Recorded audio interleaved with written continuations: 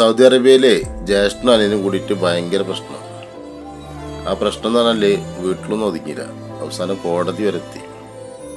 കോടതിയിലെത്തിയപ്പോഴാണ് കോടതിയിൽ തന്നെ ഇങ്ങനത്തെ ഒരു കേസ് ആദ്യമായിട്ടാണ് ആ കോടതി നടന്നത്. വേറൊന്നുമല്ല, ജ്യേഷ്ഠനും അനിയനും കൂടിയിട്ട് പ്രായമായ ഉപ്പ രണ്ടുപേർക്കും അതിനെ നോക്കണം. അങ്ങനെ ആദ്യമൊക്കെ രണ്ടുപേര് നോക്കിയിരുന്നു. പിന്നെ ചിലപ്പോൾ ജ്യേഷ്ഠൻ കൊണ്ടു കഴിഞ്ഞാൽ 1-2 ദിവസം കൂടുതൽ നിർത്തി കഴിഞ്ഞാൽ അത് എനിക്ക് ഇഷ്ടപ്പെടില്ല. അനിയൻ കൊണ്ടുപോയിട്ട് 2-3 ദിവസം കൂടുതൽ നിർത്തി കഴിഞ്ഞാൽ ജ്യേഷ്ഠൻ ഇഷ്ടപ്പെടില്ല. അങ്ങനെയാണ് അവർ കേസിൻ്റെ സംബന്ധമായിട്ട് കേസ് വരാറ്റ് പോയത്.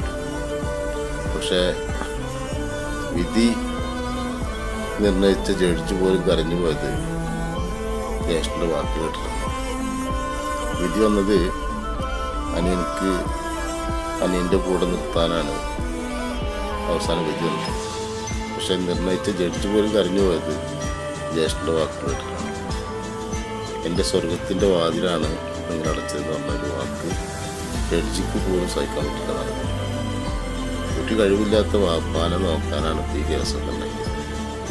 കയ്യിലുള്ള സമ്പാദ്യം എല്ലാം നഷ്ടപ്പെടുത്തിയതൊക്കെ ഒരു കഴിവില്ലാത്ത വാപ്പാനെ നോക്കാൻ വേണ്ടിയിട്ടാണ്.